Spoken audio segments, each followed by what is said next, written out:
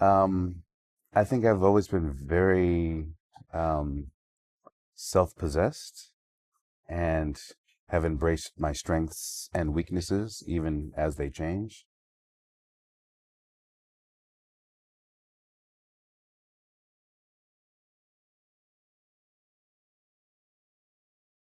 Yeah, I lived in Wow. Italy. I would always go to Italy a lot more Right. because I lived there before. Sanford, um, your work is incredibly peaceful. It connects worlds that people normally keep apart. Has it always been easy to connect with yourself? With myself. Yes. Um, hmm, it's an interesting question. I think it's a matter of perspective. Some ways I think yes, some ways I think no.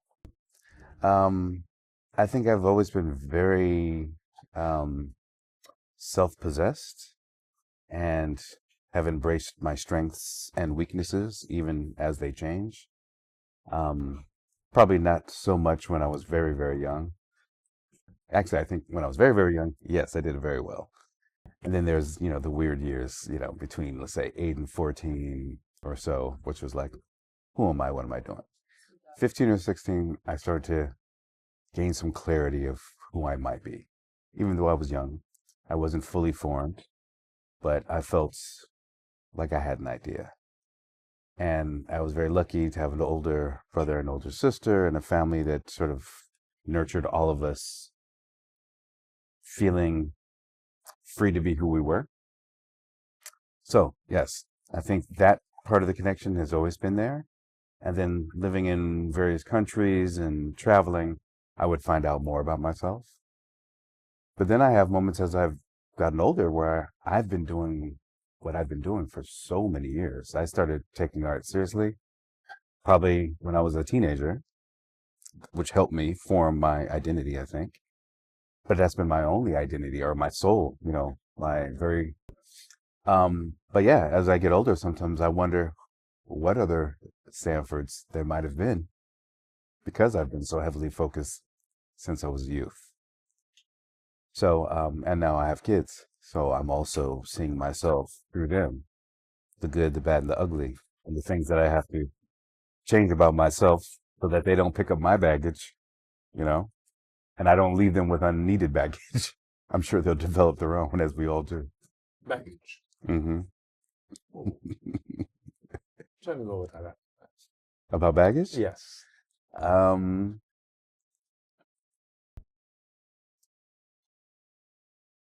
I think for me specifically, that baggage might take the form of defense mechanisms and strategies I've used to just basically survive in the world.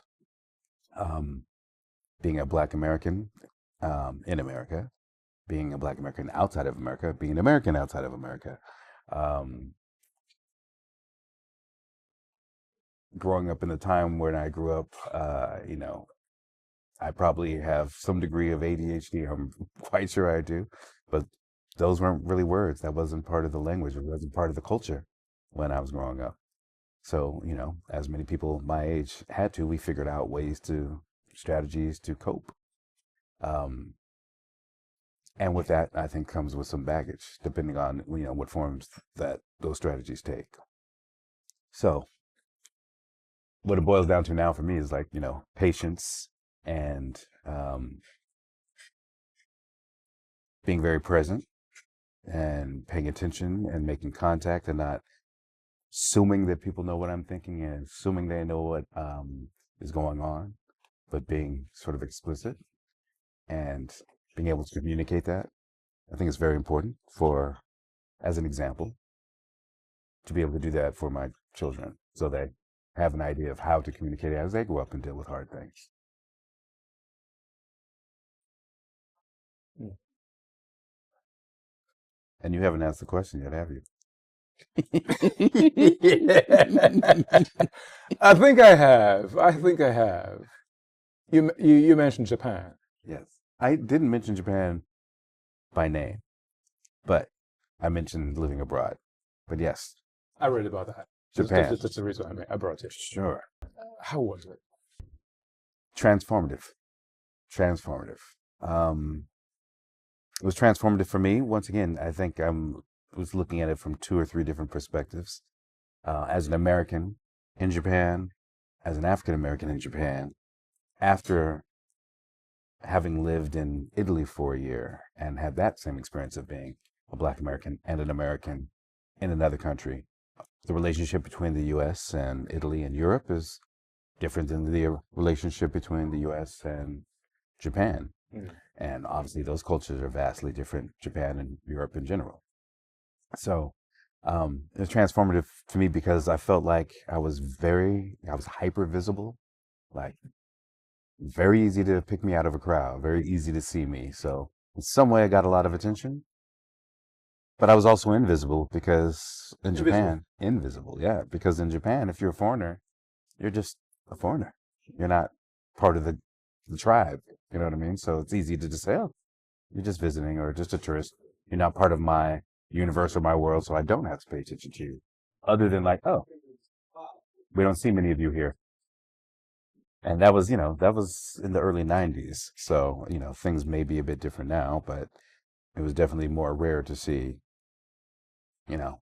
Black Americans or people of the African diaspora in smaller cities in Japan at that time.